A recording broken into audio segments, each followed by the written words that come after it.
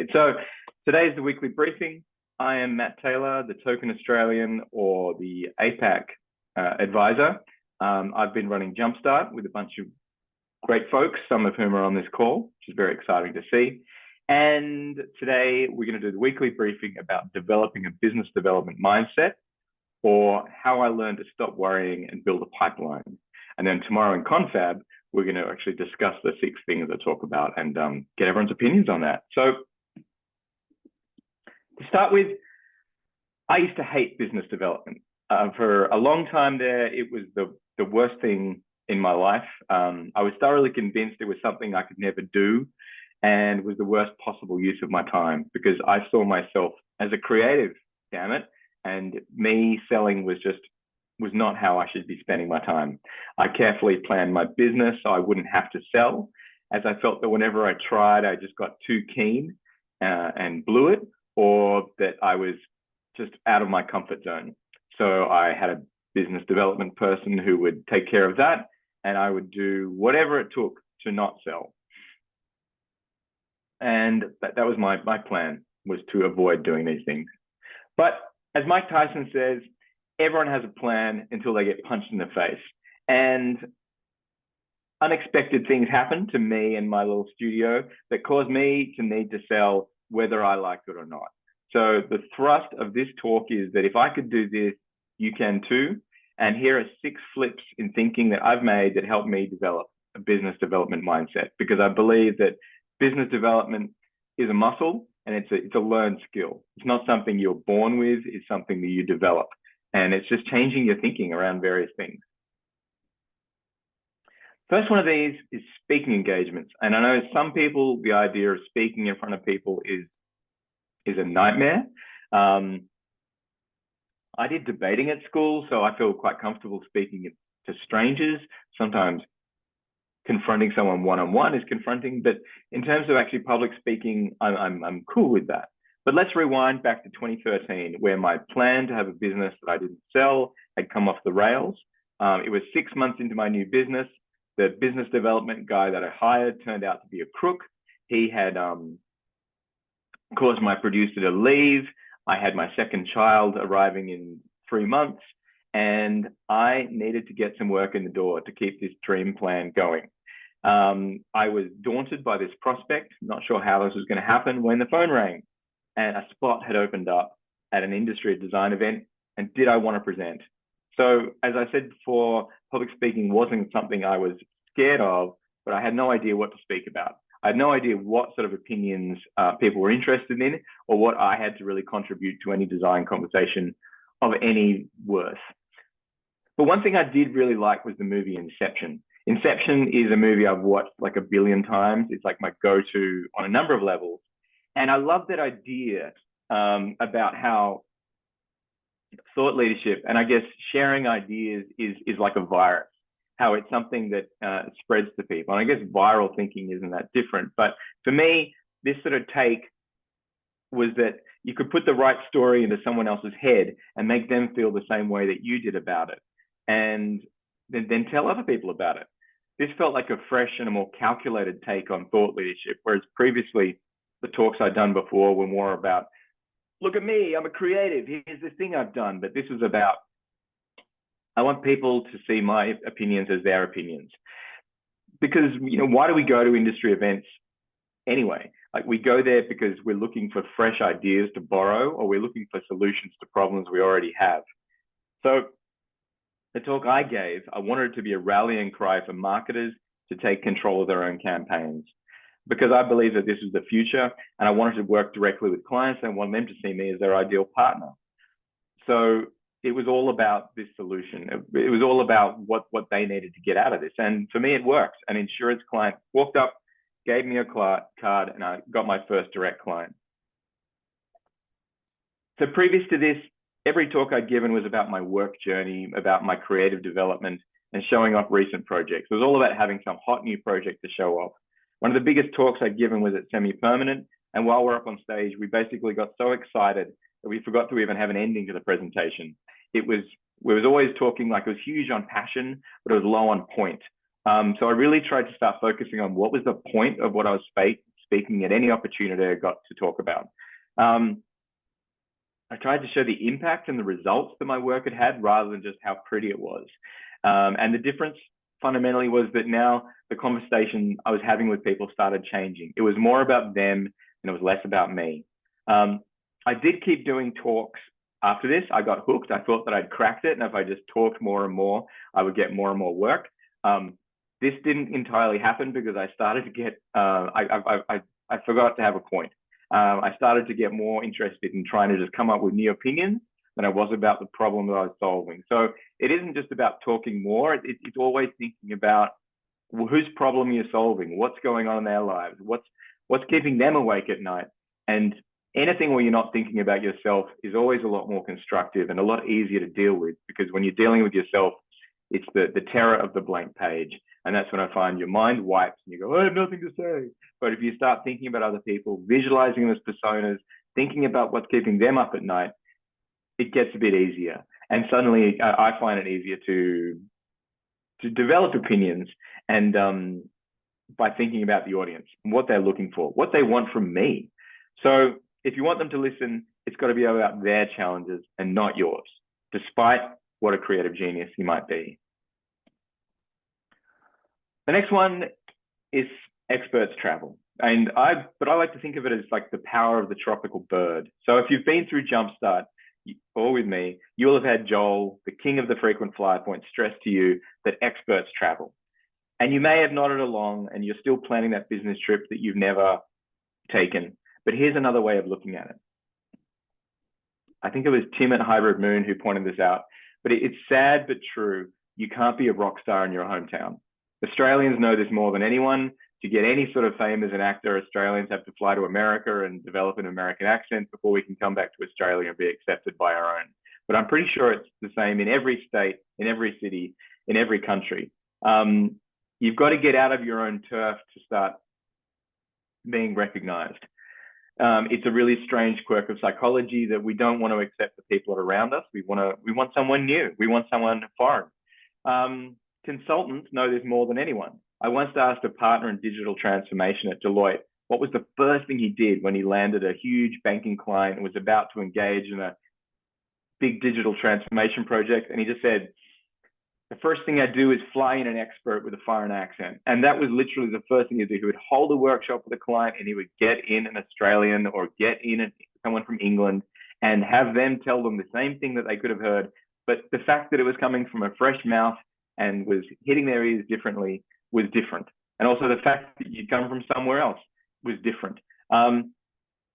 It's really hard to explain, but you'll be stunned by the power of being a tropical bird. The fact that you're from somewhere else and you've flown into their city immediately makes you different and more interesting. Novelty is a massively underrated factor in this world. I mean, I should know. My old band, we did Genesis covers and we played ukuleles and kazoos. We lent in hard to novelty. And people shy from novelty like it's a dirty word, but novelty is delightful. We've got to embrace it. And I think if you did Jumpstart or you've been doing Jumpstart, one thing we look at is the opportunity matrix.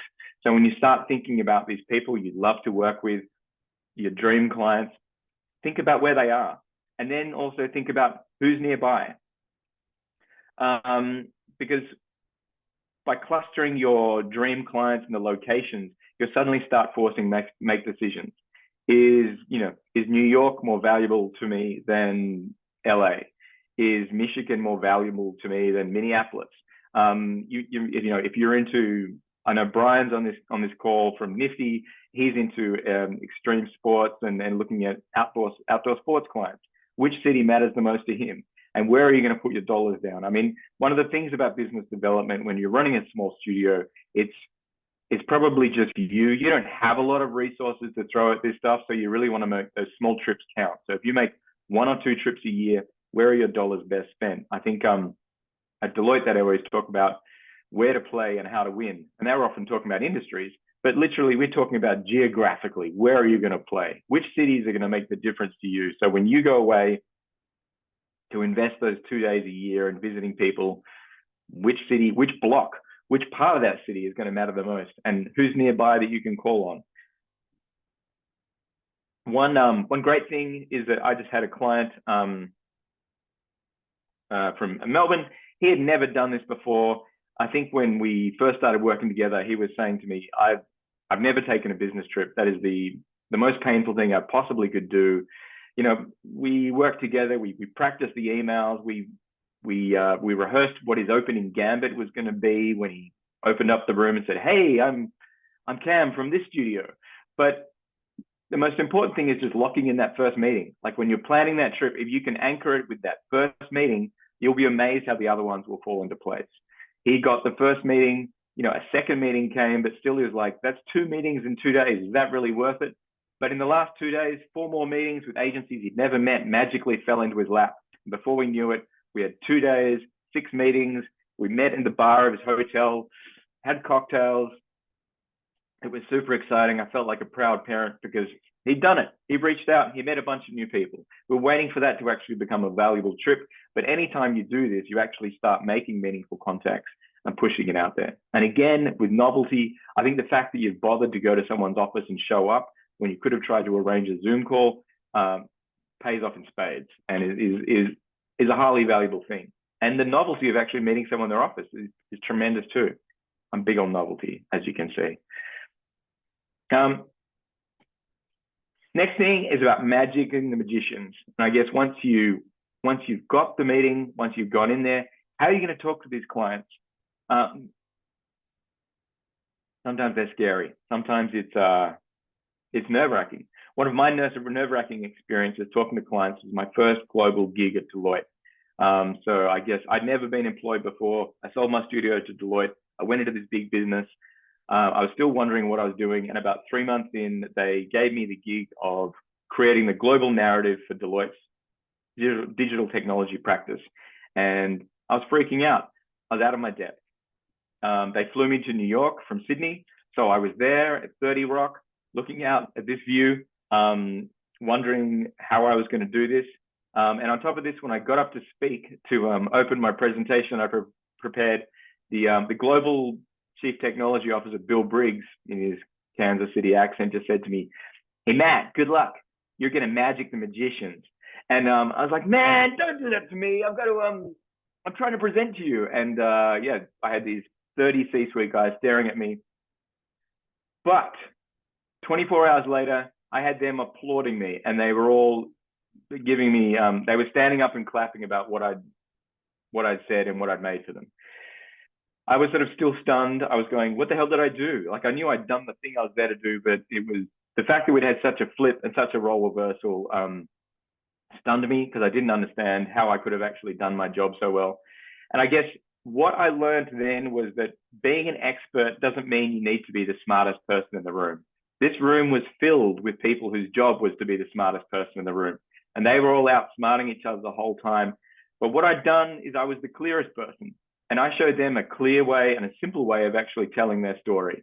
And that was mind-boggling for them. The fact that I could tell a case study with a graphic and 2 bits of information on 1 page, or the fact that I could just come up with a 3-paragraph poem to sum up their whole business when they're used to using a 60-page PowerPoint deck is mind-boggling. So, it's maddeningly simple, but you have to keep coming back to being a human being. And you have to keep coming back to being simple. Being a creative entrepreneur is all about being a simple and clear communicator. It's not about dazzling people with buzzwords and jargon. I think, your job is to make things simpler and not harder. There are enough people out there using too many words that don't make any sense. And I think with ChatGPT coming in and being used more obviously, people are going to be throwing word salads out all over the place. So whatever you can do to simplify the story and simplify the situation is what's going to make you the expert. So be clear, be simple, show them what a solution looks like. I had to keep coming back to this every time at Deloitte. I would start to learn more jargon and more buzzwords. And then someone would say to me, but isn't it about telling the human story? I'm like, of course it is. I can't believe you're telling me that. That's my job to tell you that. But it's obvious, but it takes a long time to write a short letter, as Abraham Lincoln said. Last one is, the next one is about sales psychology. And I think when it comes to start making, sales target lists, we have this tendency to just add more and more numbers and more people to them. But sometimes I think we keep making these long lists so we can actually avoid connecting to the people that we put on there. It's like, I'm doing Biz Dev, I'm just adding more people to my wish list. I'm finding more targets, I'm reaching out, but we just keep adding to the list and we don't actually start targeting them. You need to set a small number of targets and connect with them meaningfully. And by selling less, you will sell more. So when I was selling at Deloitte, pardon my French, but it was a mindfuck. You were selling internally. You never actually really saw a client. My first 2 years there, I was being dragged around to countless partners and paraded as this new toy that they could take out to their clients. And it was like being in this crazy corporate marketplace where everyone was trying to out haggle each other all the time. I was doing 8 meetings a day. I'd sort of lost track of who I was meeting with. Sometimes I would leave my possessions randomly around the building and have to try and retrace my steps to find my laptop charger because I was in a daze of doing meetings. And I was not selling a lot. The way Deloitte here works is there are 800 partners internally. They all have separate clients, and trying to sell to all of them at the same time was doing my head in. But over the next 2 years, I totally changed my tactics. I found I basically made my offering 5 times more expensive. And by trying to sell bigger things and more sort of conclusive deals, it closed the field. When I was trying to sell 30 to 50K videos, it was too small for some of the big partners and just too much for the small ones. So like that was the price that I needed to sell things at, but people either couldn't be bothered or couldn't afford them. But by selling a more expensive product, when I tried to sell a 200, 300K project, suddenly what I was selling was of an interest to a very small elite group of partners who actually had the clients with the real budgets. When I looked at those 800 partners with that, who made around $3 million revenue, it was confusing. But by having this bigger offering that was really only relevant to people who were selling $16 to $20 million revenue a year, that just narrowed the field down to 20 partners that I had to talk to. And the good news was I already knew 5 of them. So, and then 10 of them were probably never going to speak to me anyway. So that left me just another 5 people to talk to. I was given a target of selling 8 things that year. I sold 9. So I actually beat my first target at Deloitte, which was mind-boggling, and it had taken me 3 years to get there. But more and more, I find that by trying to sell less to more people, by trying to sell more to less people, you will find it's a slower path to sale, but you will ultimately benefit more. And I think it's a better use of your energy. Now, how this actually applies, I guess people call this the 80-20 rule, that the fact that 20% of your clients bring in 80% of your income. So I would encourage you to really focus on that 20. I think there's this huge tendency to build this big list of people you want to speak to keep endlessly chucking more people onto that list like logs onto a fire. But it doesn't work that way because you don't have that much time and you don't have that much resources and you don't have that much brain space to be able to focus on all these things at different times. Personally, when I was running my second studio, we would just focus on one industry or one vertical a month. So there were 3 industries we wanted to focus on, but 1 month we'd do technology, 1 month we'd do health, 1 month we'd do government. And then we just go back and repeat. And it just meant that there were only like 5 or 10 clients that each month I was really trying to put that effort into, so that I followed up with them 2 or 3 times. I tried to make contact, trying to think of new ways. And, it's a lonely path contacting people in the cold. So you want to try and be able to keep your mind set on these people you want to contact with, so that any trace, because they will have looked at your email in their inbox. They will have registered you in some way. They may not have gotten back to you, but you'll be on their radar in some weird way or not. So one thing that Jacob pointed out was when you look at your top 20 clients, so if you were to look at your accountancy program and basically download where did your money come from in the last year and who are the top 20 people that actually gave you money rather than top 20 people you wish gave you money, have you actually reached out to them? The fastest way to a sale is someone that you've already sold to.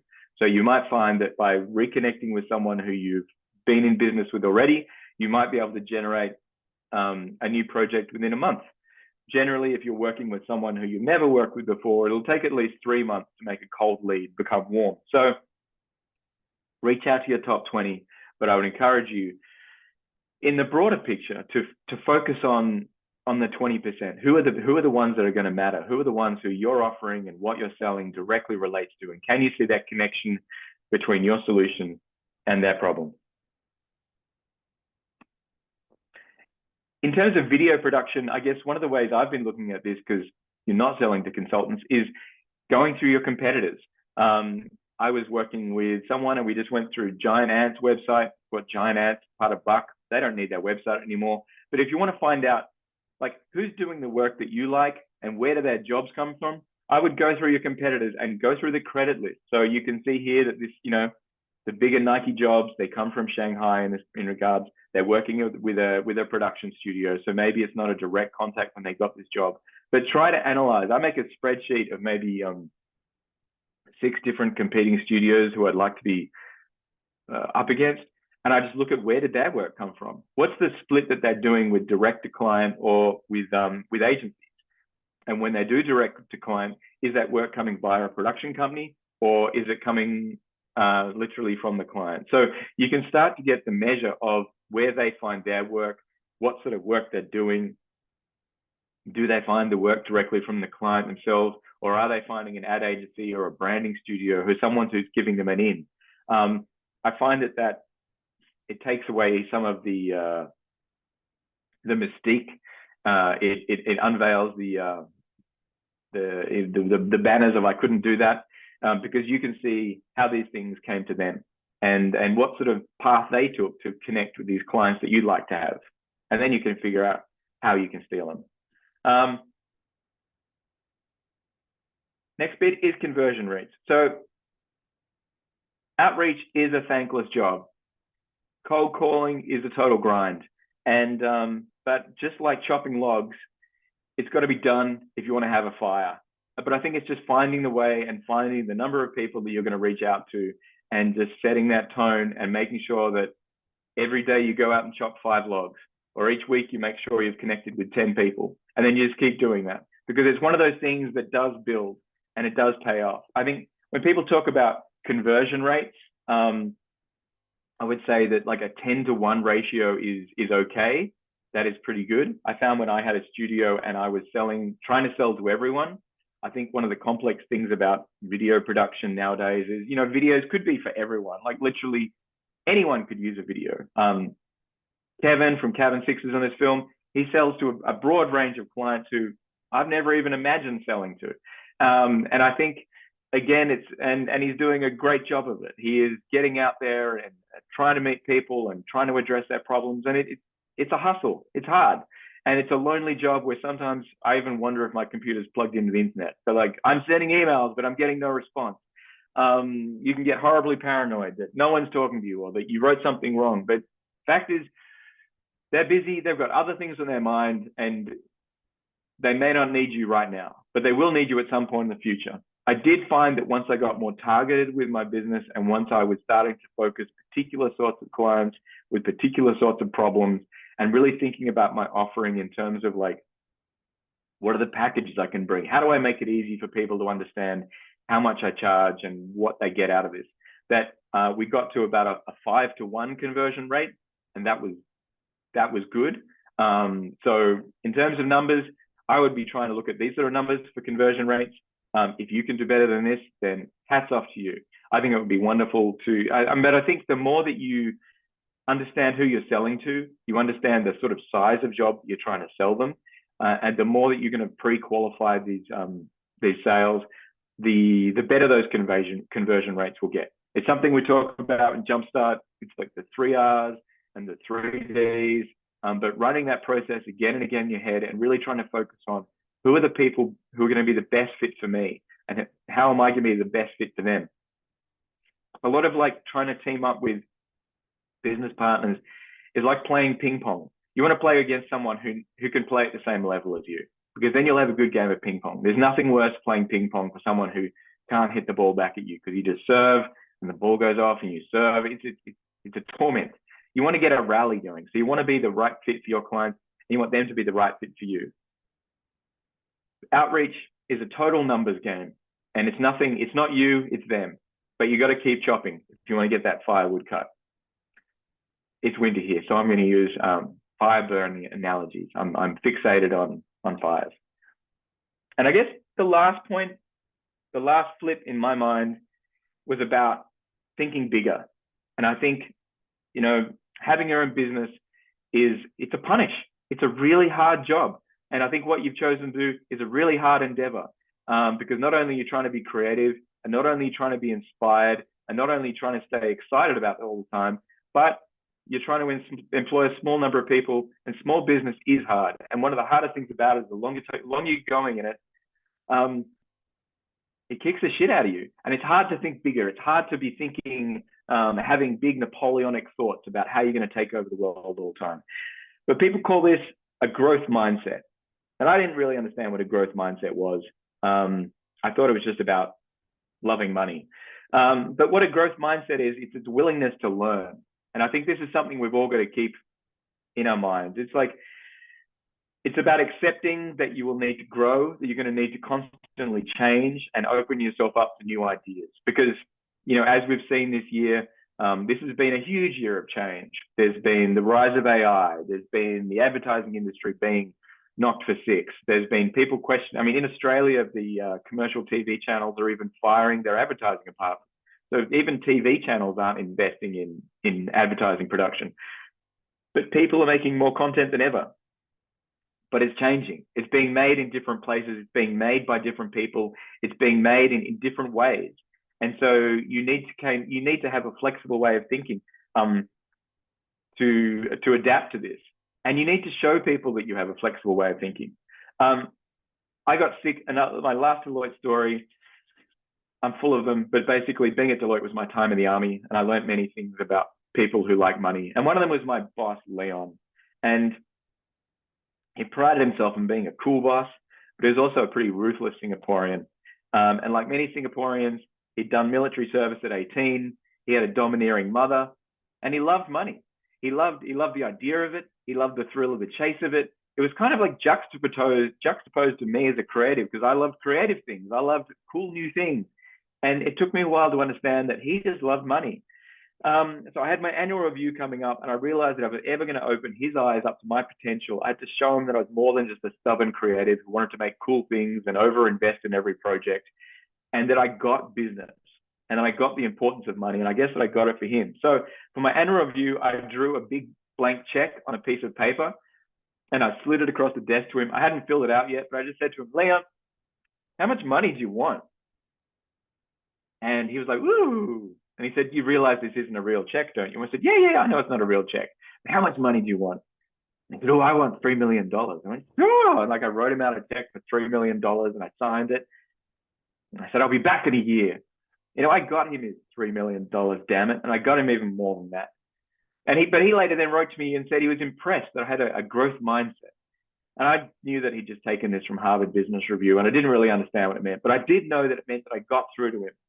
And that was something I hadn't done in a very long time. But what it made me realize, and what I've also seen in a few businesses, that no one can read your mind. I think creatives are very good at having big ambitions and ideas that they hide to themselves, and they don't share their ambitions with other people. But if you can share the ambition for your company, if you can share where you want to go with your clients, when it's appropriate, of course, and with your team, people will get behind you, and people want to see that you have a dream, and people want to see where you want to go. And I genuinely believe that people want to help you get there. Like, you will have some clients who are like, yes, they want to build their business. I want to be a part of it. This could help them do that. Your team wants to know that you want to go somewhere. You don't want to just make more things endlessly. I mean, running a production company, it's a grind. You're making more videos, you're selling more videos. It's just like job in, job out. People want to see the North Star, as they say in business parlance, but they want to see where you're going. What's the destination? What's this year's destination? What's next year's destination? I think that frequently business owners don't share where they want to go with those closest to them.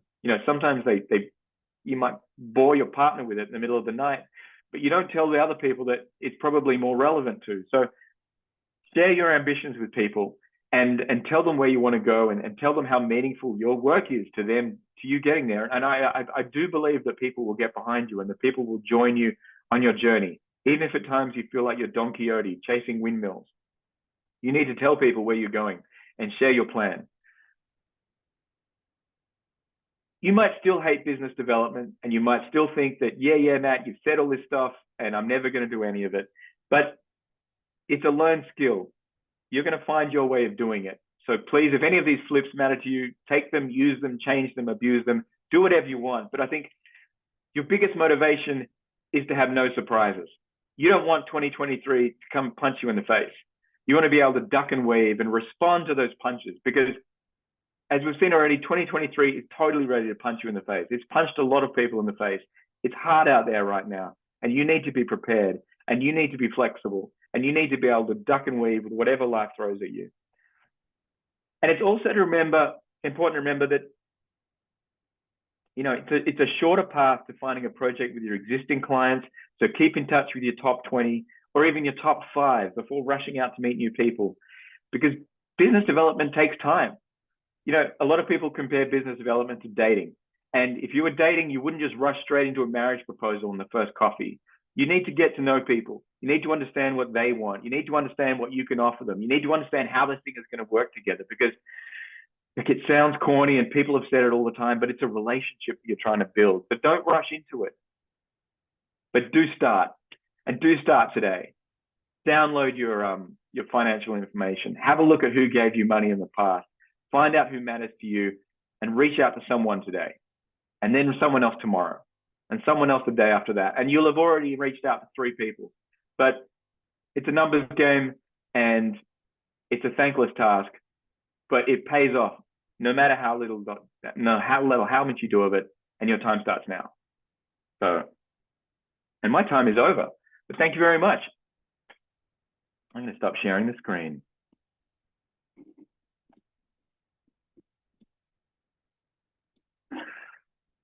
So tomorrow we're going to have confab, and we're going to go through these 6 flips. And if anything was relevant to you, or if this sparked any thoughts, I will put them up in the confab chat, and please have a think and bring your thoughts to me. You can say, that's nonsense, Matt, you're just spieling off, or please, let's discuss them. But I will be here. I'll be bright and early again in the Australian winter morning, ready to chat. But till then, email someone, email anyone, reach out to them. Just reach out to one person today and one person tomorrow, and it'll make a difference. I guarantee it. And yes, business development is a total grind, and it's a totally thankless task. But you're the one that decided to start a creative business, so it's up to you. Because no one can sell your business like you. Creative people are actually the best business people, because they're the most passionate, crazy lunatics. And once they believe in something, they will sell the hell out of it. So good luck. Hey, Ian, how you doing? Thank you. I'm going to sign off. I'll see you all tomorrow. And remember to email people. But thank you very much for turning up. Really appreciate it.